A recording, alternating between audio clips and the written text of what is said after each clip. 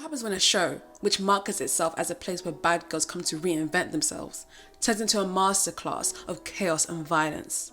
Well, baby girl, that's what the Bad Girls Club is, and that's what we'll be discussing today. The highs and the lows of the Bad Girls Club, how production with the real bad girls, and how the Bad Girls Club was always meant to fail. I run LA. One of you, two of us not done yet. Haters in the club, speak up. Ain't nothing classy about a bad girl. It's just so hard. Like, it just feel like that. I get my head. She's trash compared to us. She can't sit with us. Every producer was in the room. Every security guard was in the room. The producers and the film crew really did not step in. They had us digging in pissy water.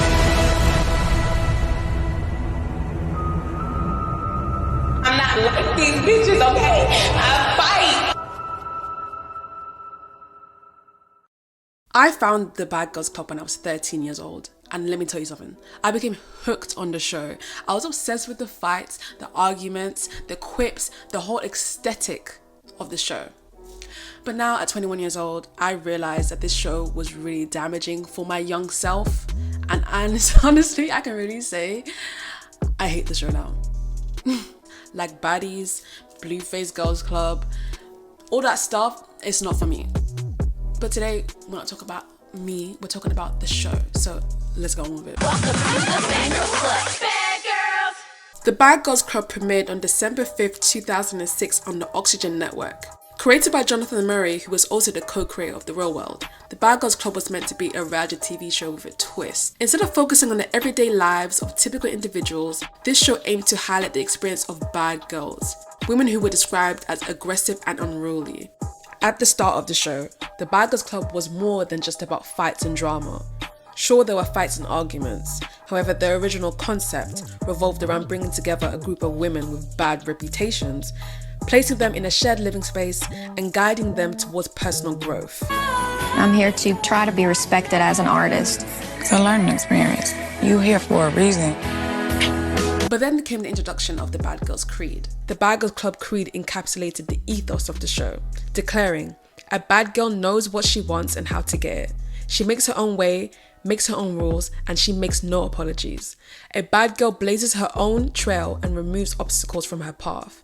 A bad girl fights and forces her way to the top with style and beauty.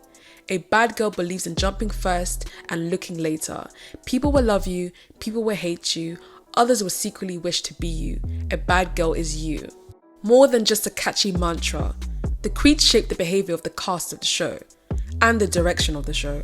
The creed effectively became a license for the cast members to engage in reckless and aggressive behaviour, creating an environment that encouraged drama and conflict, which was expected and celebrated. By framing the show as a space where bad girls could fight and force their way to the top, the producers rationalized tactics like provoking fights and manipulating narratives, all for the sake of drama. And let me tell you something which really helped with picking girls that they knew that they could manipulate, or girls that they knew would just fight and jump on their own as well, was the audition process. Welcome to the Bad Girls Club. Bad Girls. As the show went on, the audition process became an integral part of crafting the drama that the Bad Girls Club was known for. The show's audition process took a significant amount of time, consisting of casting tapes, group interviews, green screen interviews, and psychological tests. It's clear now that the audition process was a calculated move by the production team. Viewers would often wonder why certain girls were cast, as it didn't seem to fit the traditional mold of a bad girl.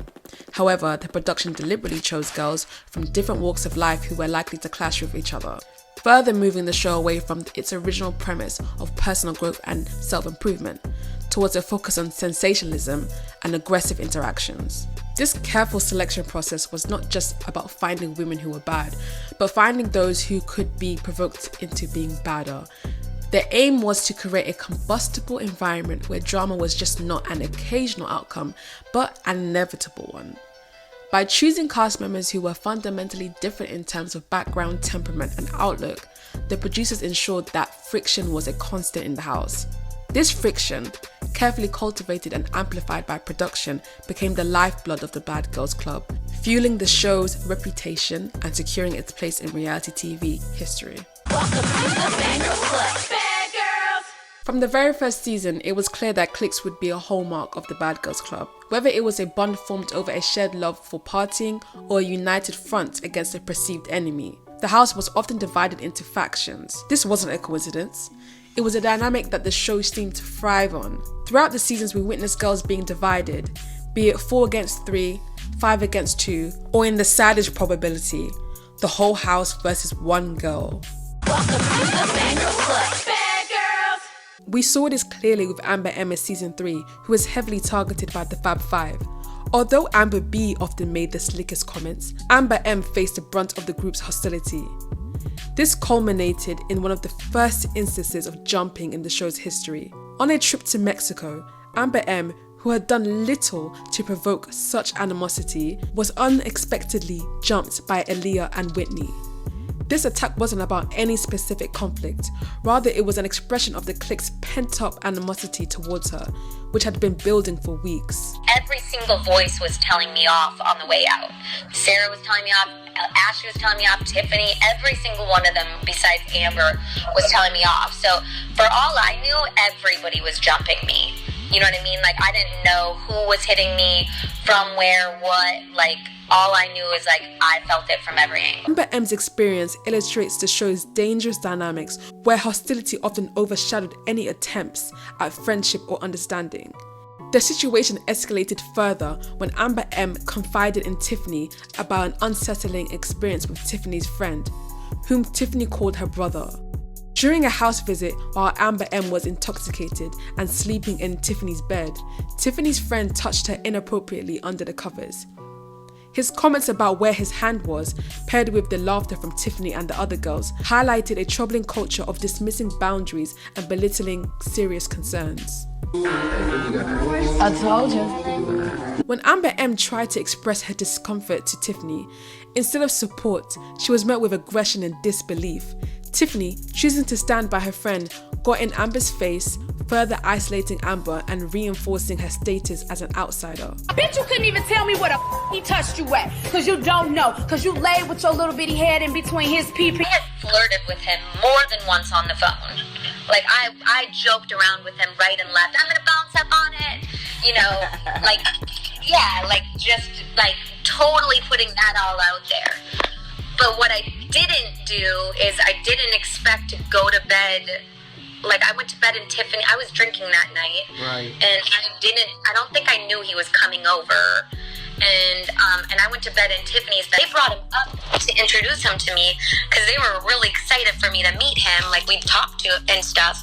And so I was like laying in bed and I don't know how my head ended up on his lap. If I put it there, if he put it there, who knows? What I didn't do is I didn't ask him to put his hand down my back and down my pants and feel up my ass and maybe even my vagina. I really honestly to this day don't know.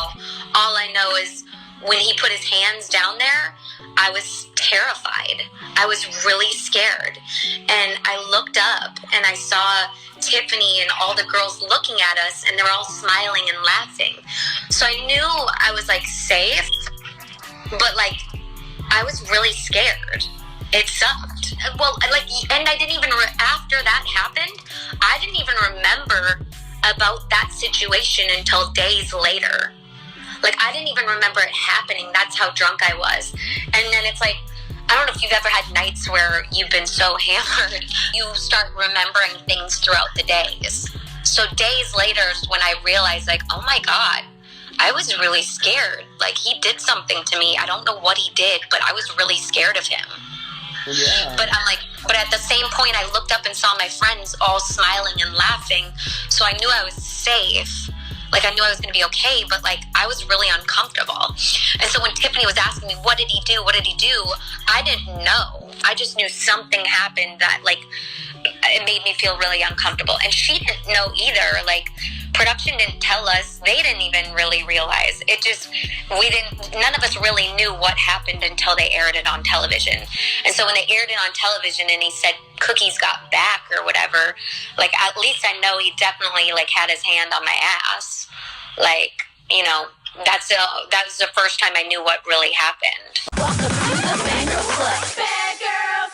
Elise Donovan was immediately targeted as an outsider upon her arrival. Met with hostility and isolation from the start, she became the first replacement to be collectively bullied by the entire house. The night that Elise moved in, the girls locked her out of the house and threw her belongings in the pool. In a particularly aggressive move, Gia pushed Elise into the pool, and the confrontation turned physical when the girls jumped her. 6-on-1, the originals against the replacement. Have fun. It was literally 100% all of us. We all agreed we were gonna try to get her out. We all tried to get her out. We all decided to hate this chick for absolutely no fucking reason. Made her life a living hell. When I think back on it, it's like we were all garbage. We were all garbage. Like, first night, we locked the front door, the back door. She literally had no way of getting in. Honestly, production must have let her in because we made sure there was not one single door unlocked so she couldn't get in. Despite the aggressive unwelcome Elise received, she befriended the girls, excluding the Victor twins, Danny and Gabby. This led to her becoming a part of the clique, jumping Danny and Gabby and replacements Christine and Camila. In the same season, Camila came in as a replacement with Christine. Christine ended up wanting to go home early into her time there. I want to be home with my boyfriend. You ready to go? Like right now?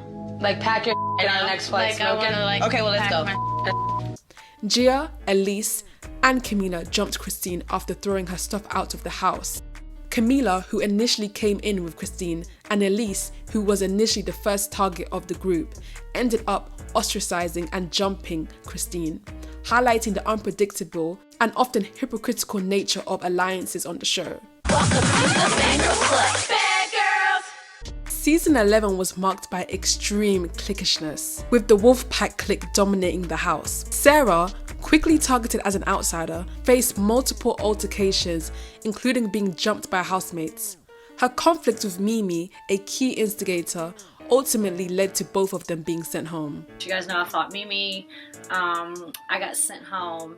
I was like, that's not fair, I got sent home. Like, I didn't feel like I did anything first, you know what I mean? Like, Mimi clawed my damn eye, but I guess how they said I'm a liability, the girls kept saying, if Sarah stays, we're gonna keep jumping her over and over and over. So they sent me home for my safety, because it would have been, let's pick on Sarah every damn day this entire season. After Sarah and Mimi were sent home, two new girls were brought in as replacements, Janelle and Shanae.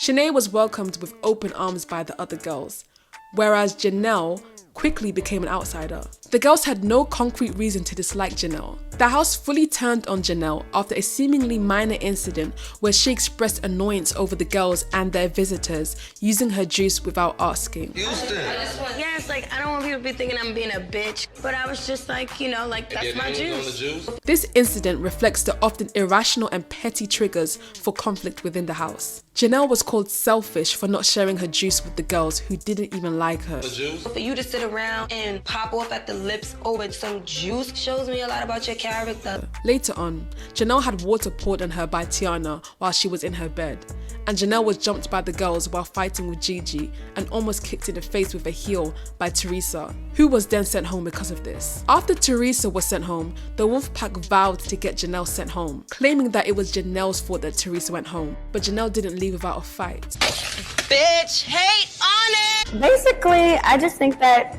every single girl, I feel like they didn't have a brain to think for themselves. Like, they got mad over the pettiest things, and there are strength in numbers, so they would just all gang up on me and just nitpick every single thing about me that they didn't like.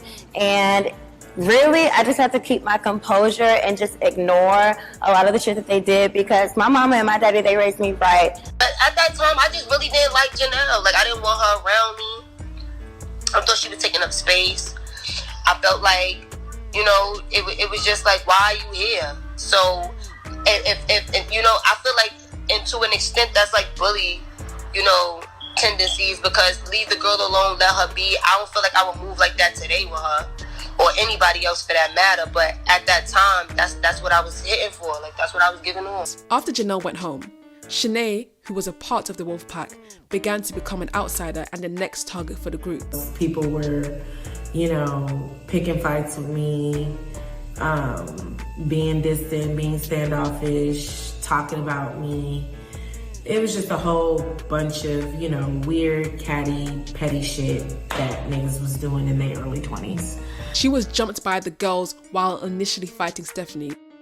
That fight lasted longer than it was perceived to be through editing. I was in that room for quite some time. A new girl named Andrea also ended up leaving the house because she was afraid that she would get jumped by the Wolfpack too. It's like they'll like somebody and then all of a sudden they just hate them. Like, I don't want to be that person that everybody's gonna hate and try to beat up on all the time and pick on. Like, I don't want to be bullied. Now, you'd think after 3 people being jumped that maybe production would step in and tell the girls to stop, but no. It took a specific and final jumping to stop the girls' antics. The jumping of Hailey was the straw that broke the camel's back. Hailey, the last replacement in season 11, was heavily intoxicated and unable to clean up after herself. This led to Jasmine attacking her, followed by a disturbing incident where the entire house jumped Hailey. Now the jump, that lasted, I want to say, about 10 minutes. Okay. And was it because girls kept coming back, or? Yes, that's why. Like, one person would get off of her, and soon as security got one off of her, it was 1 more, 2 more on her. They get them 1 or 2 off. Somebody else come in, they jumping on her. They got people. They got security dragging us outside. Security bringing us in the back in the kitchen. It was a lot going on. Production intervened only after this severe violation, lecturing and fining the girls. Everyone jumped it. Everyone jumped her. This can't happen. They were fining you? A house meeting and fine everybody, like, that's not what they wanted. Like, you guys told these girls to turn up. You guys told us that we weren't turned up. And then when we turn up, you guys want to fine people and feel bad. Like, you should never put all these hood girls in one house with all this alcohol in. It's your fault. And then you're going to tell us to turn up? We're going to turn up. Like, and then you guys are mad? Like, those are the girls that you casted as replacements. Maybe you guys should have casted stronger replacements. Yeah, because that makes sense. Other instances of cliquey behaviour turned disastrous, including the bullying of Rima in season 9, who ironically later joined in on the jumping of Andrea with the same girls who bullied her. This pattern of shifting alliances and aggressive exclusion continued in season 10 with the jumping of Rocky. After the show, Rocky wrote a blog post on the Bully Project about her experience. In subsequent seasons, we saw this trend continue, with the intense hostility towards Jada in season 12, and season 15 saw a notable conflict between the Wallace sisters and the Ibrahim sisters versus the Babish sisters and Asia and Amber, further underscoring the pervasive cliquey atmosphere. These examples highlight the show's descent into a battleground of rival factions and conflicts. I think the fight was damn hilarious. I had so much fun. Thank you, Asia, for the swing. You swung me, boo, and it was fun. However, no discussion of cliquey behaviour would be complete without examining one of the show's most notorious feuds, Dream Doll, also known as Tabitha, and Winter, also known as Kayla, versus Kaylee. This confrontation is a prime example of the clique-centric atmosphere that defined later seasons, marking a significant moment in the show's transition from its original concept to one dominated by overt aggression and violence. Dream Doll, Winter, Persuasion, also known as Aladria, and Adrian targeted Kaylee as the first girl they wanted out of the house. Alright, this bitch gotta go because you can't twerk it again. Yeah, you're right. Winter and Dream Doll then physically carried Kaylee outside of the house and dropped her off. When she ran back into the house, an altercation ensued. The group, and Z, then threw Kaylee's belongings down the stairs. So Kaylee caved in and I'm like, fine, you know what, you wanna leave? I'm gonna pack your stuff up. During the photo shoot for the season, Aladria admitted that she and the other girls, Dream Doll, Winter, and Adrian, were mean girls. But she did so without guilt or remorse. We the mean girls. I ain't gonna lie. We are. It's only like 3 girls outside of here I would hang out with. During another altercation with Dream Doll, Winter and Kaylee, Dream Doll kicked Kaylee in the back. In an even more troubling revelation, Kaylee also claims that Dream Doll SA'd her during this confrontation, which led to Dream Doll being sent home. Dream did things to me in the fight that Winter didn't do, that they legally cannot show on TV. I never said to production, not once did I ever say to production, I do not feel safe with Dream in the house, she cannot be here. Because they would be like, okay, bitch, go home. You know what I mean? Like, think about that. That never happened. I never said that to them. She hit me with objects repeatedly. She picked up a picture frame off the wall, my picture. She hit me with it. They also hurt security during all that. They also threw things on security in the middle of that. And Dream Doll also sexually assaulted me, which I don't really want to get into detail about. She became a liability because of that, and legal said that she is not allowed to be here because I could have gone to the police and fucking sued everybody. The production allowed this behaviour to happen, showcasing how by season 16, any semblance of self-development and growth that the show once promoted was entirely gone, replaced by sensationalism of bullying and mean girl behaviour. Welcome to the Bad Girls Club. Bad girls. Welcome to the Bad Girls Club. Bad girls. Season 5 stands out for a disturbing conflict between Morgan and the production. Morgan was said to be a difficult person to deal with for production. She was rude to the crew and wanted to do what she wanted to do on her time and production's time. Production became sick of dealing with Morgan and decided, while Morgan was out of the house, to instruct the other girls to kick her out. She had come to them and said, like, you know, put her stuff outside, we want her out of the house. That was giving them permission to do it. So yes, 100% that is not a rumor. Production did tell them to get her out of there. When Morgan arrived back at the house, she lashed out at the girls. But once she found out it was production who set up the whole thing, she shifted her anger towards them and barged her way into the production room, attacking the crew. Editing led viewers to believe that Morgan left and that was it. But Kristen revealed that she went with Morgan. As they were driven by a producer, Kristen started to realize that Morgan had no place to stay or any money. They showed all of her stuff being outside. And then they showed me being outside with her. And then they showed her leaving in a car.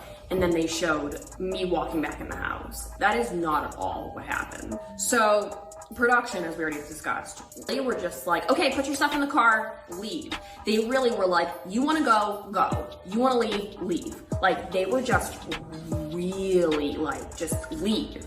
Like, you live in Miami, all you talk about is how you live in this great place and how we're all trash. Like, just go. And me watching this, I could see how production was treating her. And I was like, no, I'm not gonna let this girl just get in a car and go. Because as I was watching her, I realized she didn't have anywhere to go. Because the way that she acted, she was like, I live in Miami and I have this great place and I'm this and I'm that. And then all of a sudden it was, my stuff's outside, I have to leave and I don't have anywhere to go. Like, that's really what it was like. Morgan, do you need me to pay for a hotel room for you? Because it also had become very apparent that she didn't have any money, but she like wanted to act like she had this big lavish lifestyle. So I was like, do you need me to pay for a hotel room for you? And when I said that to her, she kind of like looked at me like she knew that I knew that she didn't have any money, that she didn't have anywhere to go, and that she was like stranded. The producer who was driving spoke to Morgan in a condescending tone when presumably he realized she had nowhere to go either, mocking her with her previous comments about being wealthy and everyone else being broke. Me, Morgan, and this producer were in the back of the car, and then somebody was driving. And I said to him, I was like, you cannot do this to her. And he was like, we'll get her a hotel room. But it was like, as he was saying this to me, he was also saying to her, like, well, didn't you say you lived here? Didn't you say this? Like, very like condescending and mean. And I was just like, this is like nuts. And I really felt so bad for her. Like, when this was going on, I was just like, oh my God, this poor girl. When the producer arrived at the hotel, he threw Morgan's belongings out, and Morgan was in tears. Production, like the guy that was in the front seat that was driving, when we got to this hotel, he literally took her stuff out of the car and like threw it onto the sidewalk. Like, he was so just like throwing her stuff onto the sidewalk, like, get this shit out of here. And then they were just like, get out of the car, get out, we're gonna get you a hotel room.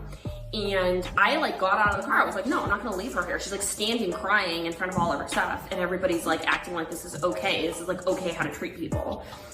Yes, I think production was like super mean to her, but she was also extremely rude to everyone. Although understandably, production would lash out because they were tired of the constant disrespect from Morgan. In this situation, they showed severe unprofessionalism and a lack of empathy. Welcome to the Fangirl Club, bad girls. Season 5 and the issue of production furthered when Kristen was drugged during a trip to Key West. While on a night out at Key West, Kristen was left alone at the club, where she was approached by a man.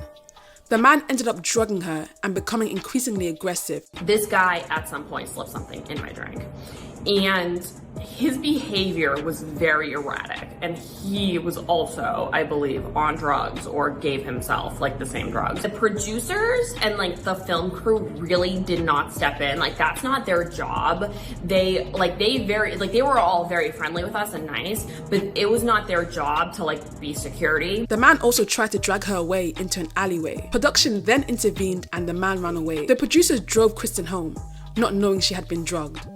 When the rest of the girls came home that night, Kristen ended up getting in a physical altercation with one of her castmates, Leah, while drugged. Kristen said that production did not know that she was drugged until they sent her to the hospital the next day. They found out that I had a concussion. They did lab work and found out that I had been drugged. I put out this interview that I did, and it was almost immediately I got a call from Oxygen's lawyers. And the guy said, we saw your Radar Online interview and you were not drugged. And I said, but you were not drugged. And I said, okay. Like, that was it. Like, that was literally the conversation. Is he called me to tell me that I was not drugged, and he said, don't do any more interviews, and that's it. And I said, okay. Nobody ever said they were gonna sue me, and I never said I was gonna sue them, ever. Welcome to the Fangirl Club, bad girls. Bitches wanna, okay. Really, my special order contacts, really? Season 7 further showcased production's shady antics. A situation involving a cast member named Stassi and her contacts and bleach is a highlight moment of season 7. In this situation, cast members Shelly and Angie had poured out Stassi's bleach. However, Shelly had also put something in Stassi's contacts. Viewers and Stassi were led to believe that Shelly had put bleach in Stassi's contacts. However, years later, Shelly revealed that she had not put bleach in Stassi's contacts, but a bright blue solution, which producers watched her do. We had seen an episode of Bad Girls Club where somebody had where like bleach was not a good thing. So we dumped it out. That, not in contacts, I dumped it out in like a plant or whatever with Angie. Nobody put bleach in anybody's fucking contacts. And that was the most infuriating thing for me, is the fact that they would make it look like I would try to have somebody go fucking blind. For what? What the fuck would she have done? She would have to like stab me for me to want somebody to go blind. Nobody in that house did anything that terrible to anybody. And the fact that they would make me look that fucking insane, it was like, wow. It was mind-blowing. What was put in there was a like bright-ass blue solution, just so that we thought, honestly, it would change the color of the contacts. Were we thinking? Fuck no. But it was nothing that Nastasia was not going to see instantly. Like, there's no fucking, she wasn't prescribed those. They were just to go out and like have her eyes look different. There was no bleach in anybody's fucking contacts at all. So where did is it because she found out you guys dumped her bleach out, so she automatically assumed that the bleach was in her contacts? She assumed for the right reason, though, because the producers, when she was looking for her contacts, called her in. That's all I remember. And they said that it was right when she found out, like with the bleach or whatever, they said that around the same time of the bleach or something that made her assume that, or they actually probably put that in her head. They said her contacts were compromised and that anytime something that could possibly be unsafe for somebody, they have to contain it and like take it back. So did they tell her it wasn't bleach? Nope. If she asked if it was bleach, did they say no? Nope. They wanted her to believe that there was fucking bleach in there. Yeah. Stassi, being led to believe that bleach was poured in her contacts, attacked Shelly, and she was then sent home. Production's role in this incident was twofold. They not only allowed the cast members' contacts to be tampered with, but when they told Stassi that it had been tampered with, they led her to believe that it was bleach. The manipulation of facts and the lack of intervention in a potentially dangerous situation reflects a troubling attitude that production held, choosing sensationalism over safety of their participants. Not only childish, that's a criminal defense. Judy. Welcome to the Fangirl Club, bad girls. We see another example of how production played a direct role in an event in the same season, during an altercation between two cast members, Judy and Priscilla. The night of the incident, Judy poured cereal on Priscilla while she was sleeping. Tiara, another cast member, claimed that it took Priscilla nearly an hour to get out of bed after the cereal had been poured. But when she did, a physical altercation ensued.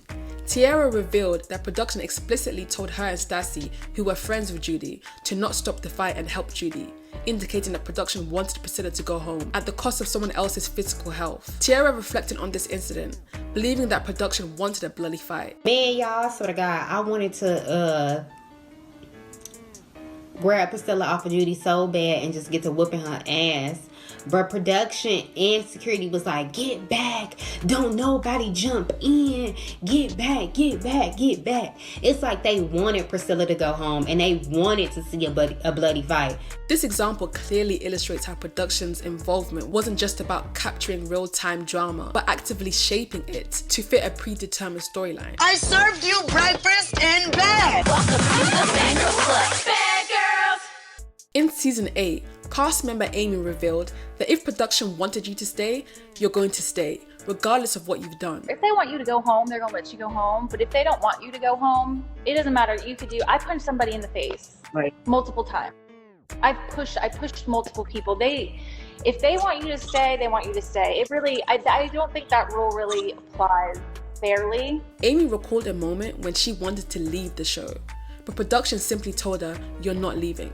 If somebody wants to leave and they don't want them to leave, like I've wanted to leave before and they intervene. They're like, no, you're not fucking staying. That's literally what they said to me. I was like, oh, sorry. This refusal to let her exit demonstrates how production controlled the cast's decisions, keeping them in situations they wanted to escape from to maintain the show's dramatic tension. However, Amy also expressed confusion when people blamed production for how they were portrayed, suggesting that much of what the audience sees reflects the genuine actions and decisions of the cast members. Sometimes I don't get when people blame production. I'm like, y'all lying. You just don't want to look stupid. Just own up to your stupid shit. Right. I do. The Victor twins' experience on that same season highlights how production will allow extreme things to happen for ratings. Danny Victor revealed that she and her twin, Gabby, were warned while on a day out getting food to eat, that when they arrived home, the other girls were waiting to jump them. The day we got our ass beat, me and Gabby went to Chipotle, no bullshit.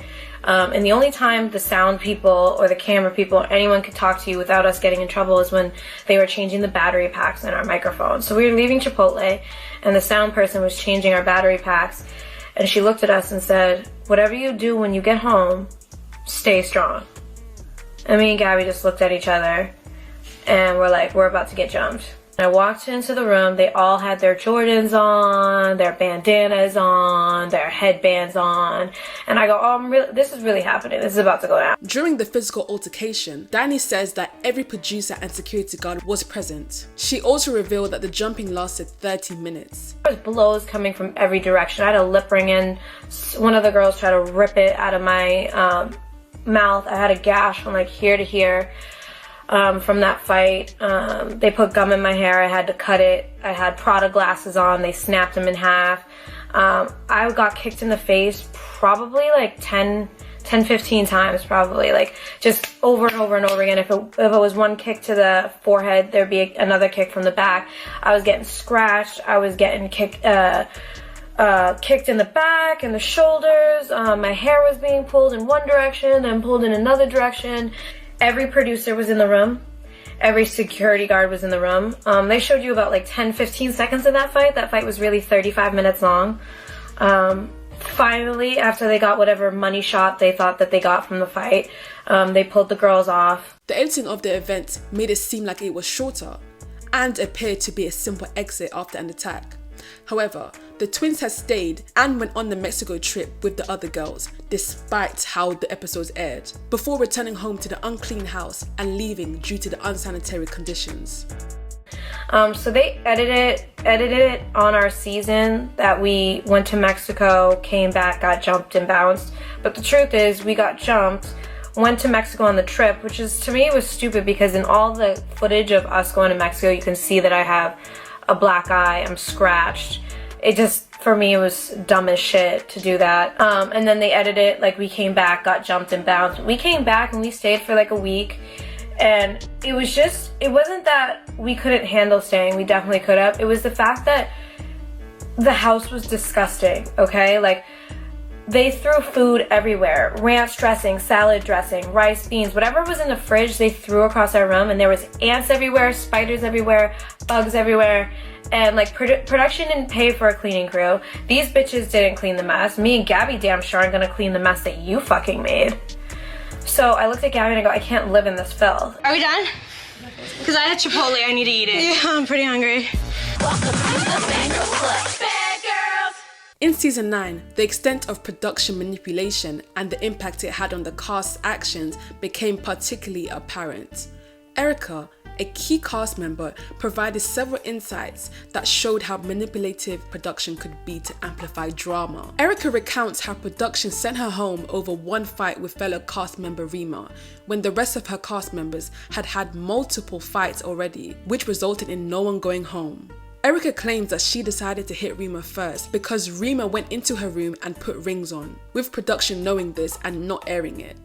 Before Rima came into my face, she went into the room and put rings on every finger, and that's when she came in my face like, yeah, you want to talk about my kids? And that's why I had to go ahead and hit her first. Erica believed that she was sent home because she did not let production manipulate her.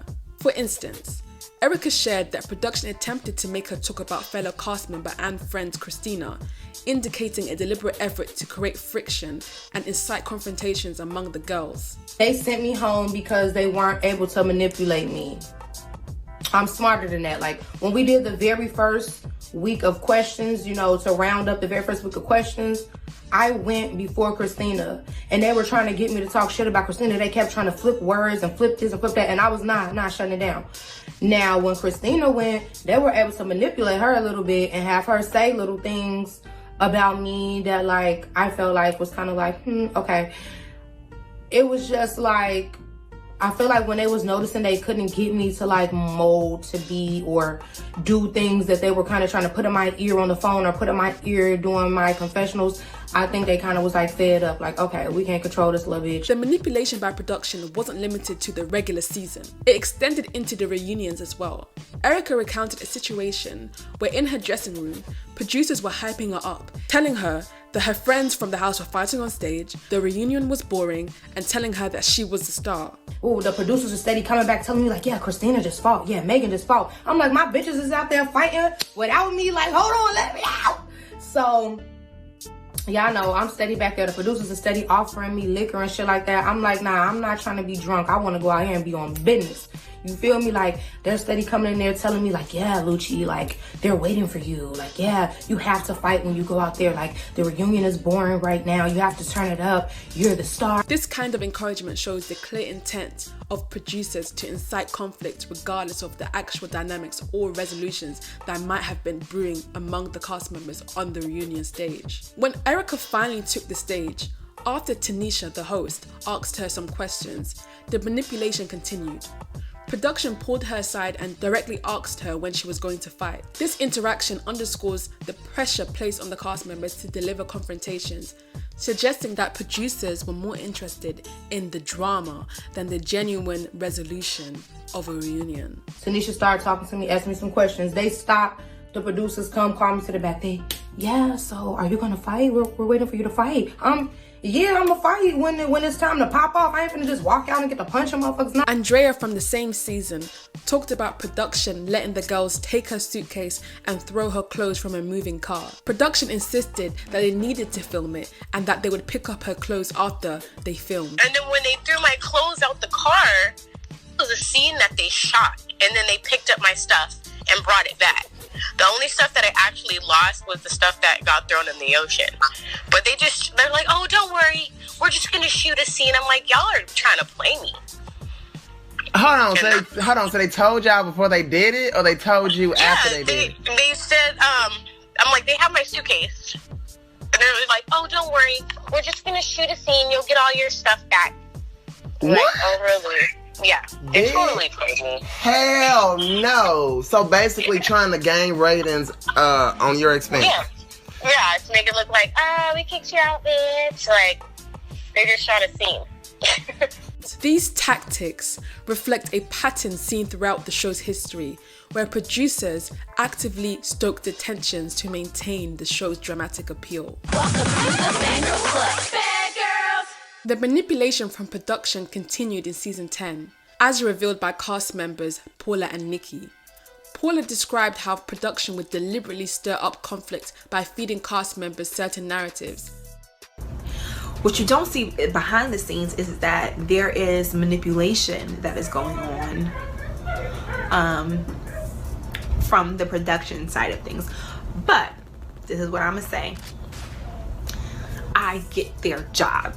They would use one person to kind of manipulate a situation, you know what I mean? Or you'll see it where it seems weird, like they were just cool and now they back fighting. Like, you know, there are times when they tell you, we almost didn't go to Greece because they're like, you guys are fighting too much, like we're gonna cancel the trip, blah blah blah, right? But then as soon as you get home from Greece, they like, okay, you can finish fighting, you know what I mean? But they don't tell it to the whole group.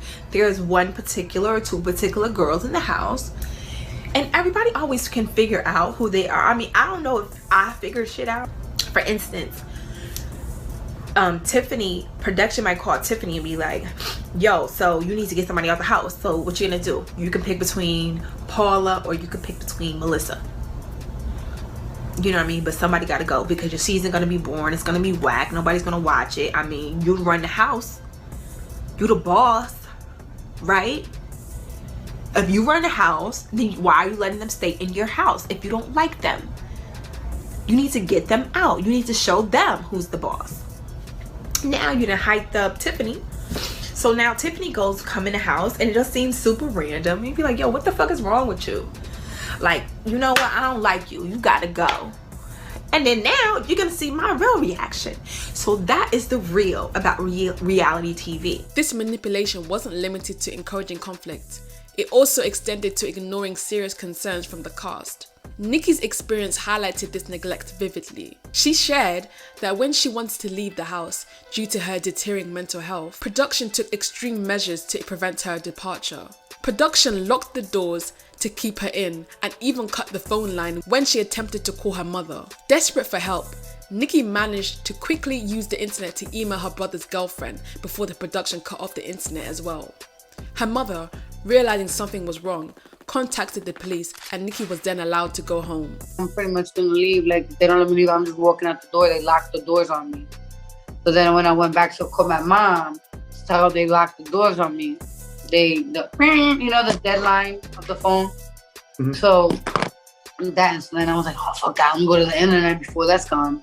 So then I went to the internet and I was able to email my brother's girlfriend. Like, you know how you can email a phone? Yeah. So I emailed her and Mama Bear was already on guard. So Mama Bear done called the Popo and made some calls around because you can't hold me hostage. Right. She was like, my daughter's trying to leave and I have cops in my family. Mm-hmm. So it's all about who you know. And I got escorted out by 3 handsome cops. And it's so funny because they were like, oh, wait, you can't leave because production has to take you out. Oh, they popped out them secret closets when the cops showed up. They popped out. Exactly. You know, they were trying to set something up. And my intuition, you're not going to play with me. Sorry. I knew what they was trying to do. And I needed a fucking break. Even if I was gonna fight again, I had no problem. Fight everybody. You I thought they needed were going this to try to fucking fight? day. Get another fight to happen when the girls came home drunk. Yeah. In season 11, the production's manipulation extended beyond just the cast members' interactions with each other. Shanae revealed that producers had strict rules regarding guests in the house. According to her, if guests they brought home didn't provide enough drama or entertainment for the cameras, they were required to leave by 4 a.m. Production was not just interested in what happened among the girls, but also expected the guests they brought into the house to contribute to the drama. Then if we had company over, if we weren't giving them a show, then the company had to be out by 4. Our company had to leave by 4 a.m. if we wasn't clapping cheeks. Which is crazy if you think about it. It's really giving pimp. There was even a time when all the girls were getting along, which led to the producers becoming frustrated. Shanae mentioned that the producers had told them it was boring when there was no conflict, showcasing the production team prioritized drama over genuine relationships. And I remember them literally walking into the living room because we were like playing spades or something, and they were like, yeah, this is boring. Like, y'all aren't giving us anything to put on TV. This level of control by the production suggests a culture of coercion where every interaction is monitored and directed to ensure maximum entertainment value regardless of the cast's comfort or consent. Season 12 of The Bad Girls Club saw the introduction of a life coach named Laura, who was a response to the backlash received after season 11. However, many cast members and viewers alike questioned her authenticity. Numerous participants claimed that Laura was not a real life coach, but rather an actress hired for the show. The life coach was a fucking joke. I don't take you serious, bitch. You are on Fear Factor. You get paid to do this. You have more makeup on than all 14 girls combined. Don't ever try to give me life advice. You're getting paid way more money than us to be here. Goodbye. Instead of providing support and guidance, her presence seemed aimed at exploiting the cast members' emotional vulnerabilities, turning them into entertainment rather than offering genuine assistance. We will dive into Laura the life coach in the next chapter. Welcome to the Fangirl Club, Bad Girls! Season 14 of The Bad Girls Club was marked by one of the most controversial and dramatic incidents in the show's history, the Claire Mina incident, involving Jayla Mina and the Claremont twins, which are known as Claire Mina together. The events unfolded after Jayla Mina and the Claremont twins decided to go out to the club, leaving the remaining 4 girls, Jazz, Kat, Jenna, and Lauren, behind at the house. Upon arriving from their night out, Jayla Mina and the Claremont twins were met with chaos. The 4 girls had taken drastic measures to express their anger and frustration. They had vandalized the Claremont twins and Jayla's belongings, which included designer clothes and luxury items. Their possessions were tossed into the yard, smeared with condiments, and some items were even thrown in the bathtub, covered with condiments and urinated on. The destruction was intense and deliberate. Production was present throughout the ordeal, but their role in the situation was far from neutral. When Claire Mina arrived home, the producers had already packed the other girls' belongings and arranged for them to stay in a hotel. When we walked in, the production allowed these girls to pack up all their stuff and had a hotel for them. Their car ready to leave. They edited to make it look like, oh, we were there, all of us were there, and we didn't. They were right there downstairs. Like, they had escorts all those girls out before we had saw all the shit that they did. We didn't see the tub, everything. We didn't see anything. After we saw all the fucking bathroom, they were not in the house, you guys. They were not in the house. Production edited TV show, edited to take a look. They were still in the house when they weren't. They had already left the house in a hotel room, okay? Claire Mina, justifiably enraged, began screaming and arguing with the production team. Their frustration grew when the production blocked their attempts to leave, cutting off their phone lines to prevent them from contacting their parents or the police. Desperate, Claire Mina had to shout to the neighbors to call the authorities. We tried to call our parents. You guys know we can't have our cell phones. At that point, it's like, show's off. We need our cell phones. They wouldn't give us our cell phone. We tried to call 911, tried to call our family. They disconnected the cords, the phone lines. So when you see on the phone, this is literally happening. Like, we had to yell out Someone called 911. Neighbors called. It was so much chaos that the neighbors called 911. That's the only way we're able to get saved that night, pretty much. They held us hostage. You guys, they held us hostage inside of our rooms because they didn't want us to call 911. They wanted us to find out about what happened because it was that bad. Okay, it was that bad. The executive producer came like towards my door and I said, don't fucking come near me, you fucking piece of shit, cause I will fuck you up. Cause that's how bad it was. It was like, I don't want you near me. You sat on my bed 2 days prior, convincing us to stay. We tried to set the house on fire. Oh. I swear to God on a stack of Bibles. I punched holes in the walls. I snatched thermostats and alarm systems off the walls. I took shoes and everything that I could and threw it through windows. Like I was busting windows, everything. Like we took like the appliances, like we pulled the refrigerator down, the microwave, like we knocked out every window that we could. So guess what? Y'all up our y'all gonna have to pay to get this house fixed. So they took the girls to a hotel and we were just going through trying to salvage whatever we could. Like they had us digging in pissy water. Like we didn't know that these had pissed in that water that our stuff was in. Ew. And so like we just looking at all of this stuff and we just like, what the During the chaos, Jayla Mina expressed her frustration over the phone with her sister, lamenting the situation and the impact it had on her plans, including her intended visit to church. Her anger was so intense that she threw the phone during the conversation. The damage inflicted on the Claremont twins and Jayla's belongings were substantial, leading them to sue the production company and win their case. The extent of the damage was not fully shown to the viewers. The intense and hostile environment contributed to a dramatic season that highlighted the extent of production's manipulation and the cast's deteriorating mental health. Welcome to the Banger Club, Bad Girls! As the show continued its trajectory towards increasingly dramatic and controversial moments, Season 15 brought another shocking episode involving the Heppel twins. In episode 3 of that season, the twins' dramatic entrance, marked by their arrival with lingerie and handcuffs and fake policemen, quickly escalated into a violent confrontation with the existing housemates. The day the ghost twins showed up, production had gave the whole squad in the house booby trap, like tape and everything. Even the fake blood, production put it literally right there. Like they knew I was into that and I was like, I'll do it. You know what I'm saying? This is fun for me. I'll do that. The ghost twins fight, yes.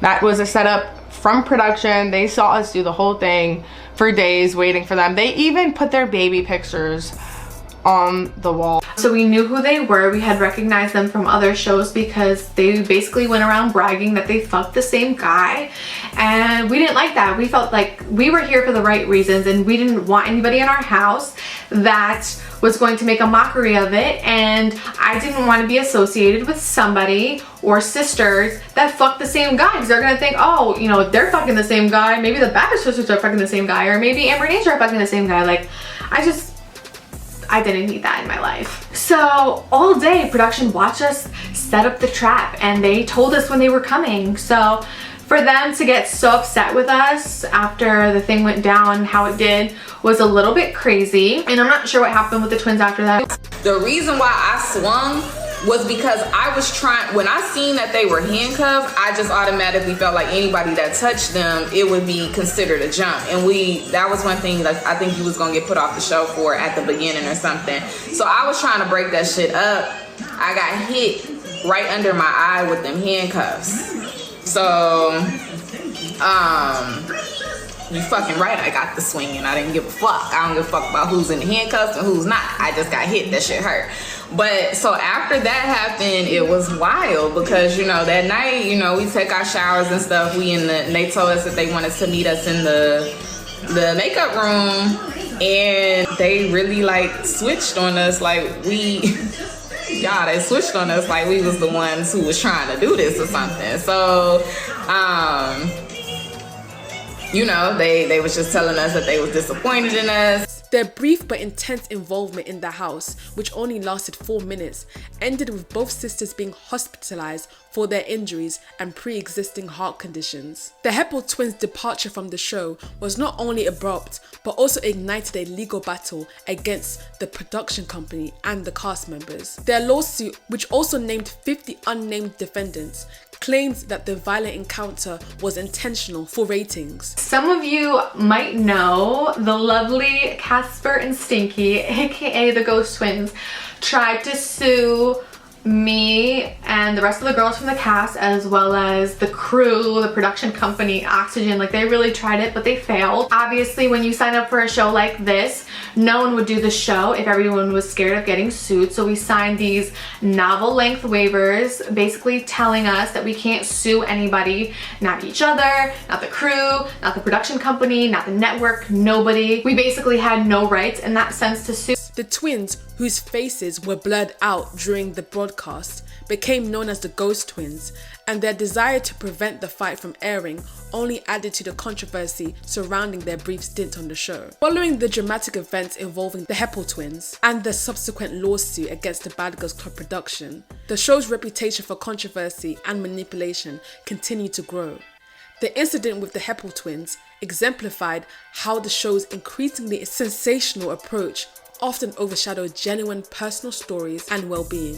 This trend of exploitation and manipulation persisted into the next season. Welcome to the Fangirl Club, bad girls. In season 16, the pattern of contentious interactions between the cast members and production persisted, with Adrian's experience highlighting another troubling aspect of the show's environment. During one episode, Adrian, visibly intoxicated and vomiting on the party bus, was instructed by a producer to watch the mic. Her defiant response, including flipping the middle finger at the camera, showcased her frustration with the show's manipulative tactics. The situation escalated when producers confronted Adrian, accusing her of being negative and abusive towards production. You're becoming abusive. You know, you're becoming abusive to us. The actions the other night, telling the crew to go f*** themselves. Feeling disillusioned by the repetitive cycle of clubbing and drinking, Adrian decided to leave the house. Yo, how about that? That's disrespectful. Now I'm being disrespectful. Y'all and out of here. Her departure underscored a growing dissatisfaction with the show's superficial focus on drama rather than personal growth or genuine storytelling. Given the pattern of manipulative and exploitative behavior from the production team, it is understandable why Adrian's frustrations came to a head. Her exit from the show not only reflects the increasingly toxic environment, but also aligns with the broader concerns about the show's integrity, further exposing the ongoing issue with how the Bad Girls Club handles its cast and content. Welcome to the Fangirl Club, bad girls. Welcome to the Fangirl Club, bad girls. Danny from season 8 encapsulated the dual nature of the experience. Reflecting on her time on the show, she remarked that it was like jail, but she wouldn't take back the experience. I describe it as a prison sentence. It is. Her sentiment reveals the complex emotions faced by participants who, despite recognizing the harsh reality of their situation, still valued their personal growth and experiences. She further lamented that she left the Bad Girls Club broker than she came in, highlighting the financial and emotional toll of participating in the show. I left broker than when I came. On Danny's podcast, Swallow It, Jaylamina from season 14 expressed her feelings of living in the mansion as the closest thing you can get to jail.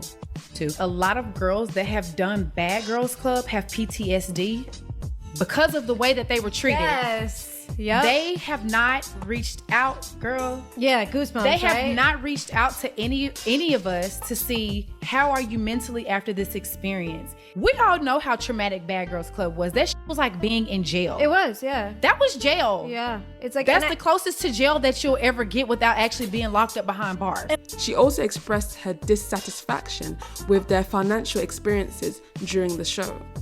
Many of the bad girls revealed that they were only paid $500 a week, which they had to use to buy their own groceries, toiletries, and more. I don't know if anybody else wants to tell y'all, but they only paid us $500 a week. Yeah. Girls Club, when you first get in the house is stocked with liquor and snacks. And you think you're gonna and live and when that food and them snacks and stuff are gone, you have to take money out of your weekly stipend to pay for it, unless they take you out to eat somewhere where they want to film, and then they'll pay for it. But everything else you got to take care of. So literally just giving you money for you to spend to get fucked up. Yeah. And that's all they want you to do. And the headache wasn't worth it. No, it wasn't. The embarrassment and the mental strain that it takes on you after the fact was not worth the $500. Shanae from season 11 explained that production only paid for their entrances to the club, VIP sections, and alcohol. My season 11, can't speak for anybody else, we got $500 a week. And we had to pay for our own groceries. We had to pay for our own food. The only thing that they took care of was liquor. And most of the sections and VIP bottle service and things of that nature that we did on the weekends were sponsored through the show. The emphasis on a low pay and an endless supply of alcohol showcases how production prioritized sensationalism over the cast's well-being. As the Bad Girls Club progressed, production implemented a system of fines for various infractions, further asserting control over the cast. Shanae revealed that breaking certain house rules would result in a substantial financial penalty. For instance, Danny from season 8 and 13 faced a hefty $350 deduction from her weekly pay for refusing to wear a top. We would all shower and like sit at our tables, especially in the morning if no one is filming, with no tops on. Like, they just hated naked. me for that. They hated me And for that. she calls me down on the bat phone. The bat phone is like basically like someone's about to get in trouble. So I run downstairs. I'm like, what's up? She goes, put your shirt on. I said, no. I go, I sit like this every morning. I'm not putting on my shirt this morning. Wow. She took $350 out of my weekly check. A significant amount considering the cast members were only paid $500 a week. Red from season 12 stated that the girls would get an $150 fine for talking without a mic. We get fined for everything. If you start talking, if you wake up having a conversation and you ain't got your mic on, that's a $150 fine. These financial penalties created an additional layer of stress for the cast, compounding the existing pressures of living under constant surveillance and manipulation. The system not only enforced strict compliance, but also added a financial burden that exacerbated the cast experiences on the show. Porter from season 10 expressed her disdain for their restricted environment, stating that there were no doors in the house, only curtains, emphasizing the lack of privacy. These restrictions extended to basic freedom, including the inability to leave the house without permission and limited amenities such as a radio and music. And it begins to become a drain, you know, amongst the other shit. No cell phones, no radio. Like, you begin to miss like little shit. Like, I was there, like, when they handed me back my cell phone, I was in the car, like, after we finished filming. They handed me back my phone, and I just looked at it like for like a second because I didn't remember how to cut the fucking phone on, because it had been so long. Like, we like Google an iPhone just to look at a fucking iPhone before, because you start missing these little shits that you don't get the privilege of having anymore. There is never a period when you are not being filmed. If you are in a conversation longer than a couple minutes, there's going to be a camera crew that comes in to record it. You cannot speak without a mic or you will be fined. And I got fined. So the privacy thing was a big adjustment. There are no doors in the house. So there's curtains like for the bathroom, but there are no doors. Like, there's no doors to your bedroom. In season 13, Danny, previously in season 8, revealed a difficult experience during family day. She described how production pressured her into revealing a miscarriage to her father, something she had kept private from him. They didn't force me, but they basically forced me to tell my dad on camera about my situation with Chris, which my mom knew about the whole time, and we didn't tell my dad. So that was kind of dramatic, and I know my dad kept it cool for camera, but when I look back on it, I cringe because it's just not something you want to like tell your pops about while cameras are rolling. So that was fucked up. This instance underscores how production often pushed cast members into emotionally charged situations, further intensifying their psychological stress. In season 15, sisters Angela and Christina Babbage had a heated argument in their life coach session with Laura the life coach. Angela brought up their father's abusive behaviour, while Christina denied the abuse and accused Angela of influencing their mother to divorce. This confrontation during a supposed therapeutic session illustrates how deeply personal and unresolved family issues were brought to the surface, often with little regard for emotional well-being of the participants. During the same season, Christina and Angela exposed the deliberate manipulation of the living environment by production. They revealed that there were no cleaning products in the house, as production would withhold them to ensure that the party mess, complete with flies, would be captured on camera. We didn't even have any cleaning products in the house. Production would withhold the cleaning products so then they could take videos of our party mess the morning after with all the flies around and make it all extra and and then have us all argue because everyone's like, oh no, you did that, you did that. Production would be like, oh, it's a mess and this and that. Mind you, they didn't even provide us with cleaning products. So we'd be like getting mad at each other for no reason because there was no cleaning products. As the days went on, they would be like, oh, the vacuum is broken. How do you know the vacuum is broken? Like, are you using the vacuum back there? Like, you can't fool me. We know the vacuum isn't broken. So like, some of us would be on our hands and knees picking up crumbs and the whole place looked a mess, and that was because production wouldn't let us use our cleaning products. They wanted us to look messy. So they could come in with their cameras when we went to our activities and film all the dirt and the flies and all this shit and make it look like we're a bunch of pigs living in a pigsty, when in reality, production held our vacuum hostage. This was also confirmed by Danny in season 8, as she and her sister left the house because of the constant uncleanliness. This tactic forced the girls to live in unsanitary conditions, often leading to conflicts as they blamed each other for the messes they were unable to clean up. From season 17, Seven's reflections on her time in the house underscored the increasing dissatisfaction with the show's environment. She described her experience as feeling like a science experiment, indicating a profound sense of manipulation and exploitation. BDC was really such a miserable experience. We were talking about how we felt like we were hamsters locked in a cage, and that's really what it felt like a science experiment. Like, we're gonna give this one liquor and we're gonna take this from her. She won't have this, but she'll get this, and we'll see how they react. Seven also conveyed that the house made her feel helpless, highlighting a growing trend of participants feeling trapped and disempowered by the production's tactics. That house really makes you feel helpless.